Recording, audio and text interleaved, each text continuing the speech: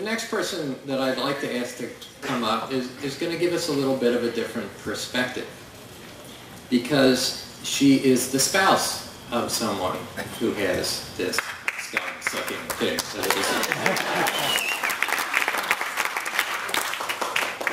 Those of us who live with it couldn't live with it, as Grace said, without those of us who love us. And so I'd like Leslie Baldy to come up and say a few words.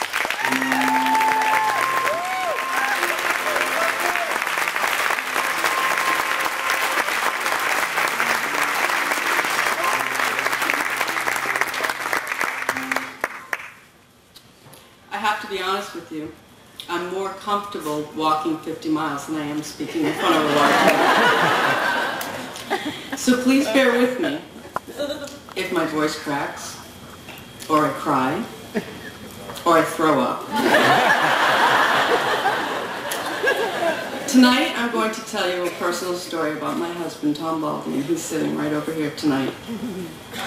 It is not a unique...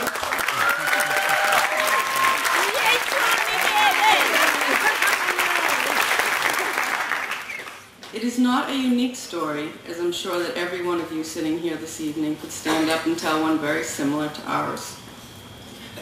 My goal in sharing it with you tonight is that I hope to help at least one person who has been newly diagnosed with MS to feel that they are not alone.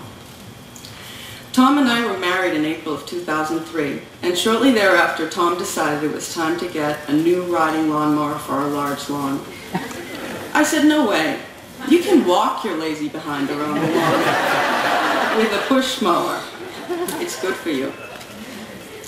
By June, when Tom started to complain that he was having trouble mowing the lawn because his leg would get weak, I just knew he was up to something. For those of you who do not already know Tom, he has a great sense of humor and he is quite the jokester. I figured he was just trying to make me feel guilty about forcing him to use a walk-behind mower, because when the yard was about half done, he would have to sit down, rest his legs for a while, and of course, drink a beer, before being able to finish the lawn. It wasn't until this happened a few more times and I actually witnessed his weak leg firsthand that I realized he was not trying to pull one over on me. Convinced that it was a pinched nerve in his back, we made an appointment with his primary care physician. He referred Tom to a sports medicine doctor who performed some tests and scheduled Tom for an MRI of his head and neck, but we were never given any indication that there could be something seriously wrong with him. August 25th, 2003 is the day that our lives were changed forever. There are very few days in my life that stand out as vividly in my mind as the day Tom was diagnosed with MS. It is one of those days that you remember exactly where you were, what you were wearing, what the weather was like, and how you felt on the inside. It was a beautiful summer day and I was at a financial conference with my company. During the break, I received a voicemail from Tom saying the doctor had called him at work with the test results. When I called him back, I said, "So, what did the doctor say?" Tom replied, "He told me that I have MS." Dumbfounded, I screamed into the phone, "He told you what?" "That I have MS," he said again. Very slowly, I said, "Tom, please tell me, did this doctor just tell you that you have multiple sclerosis?" Somewhat frustrated, he replied, No, he said I have multiple sclerosis."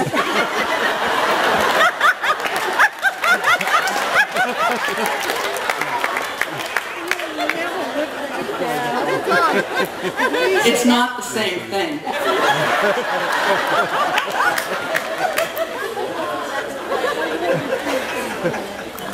Thankfully, we can look back on Tom's misunderstanding of what the doctor said and laugh, because it was a classic example of Tom not listening.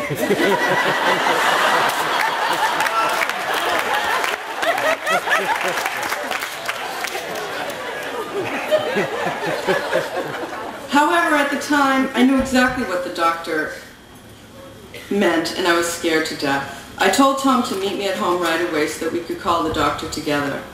I don't know how I made the drive from Burlington to our home in Upton that day, as my vision was clouded with tears, and my head was filled with pictures of my strong and vibrant husband, Tom, being stricken by the debilitating effects of this unpredictable disease.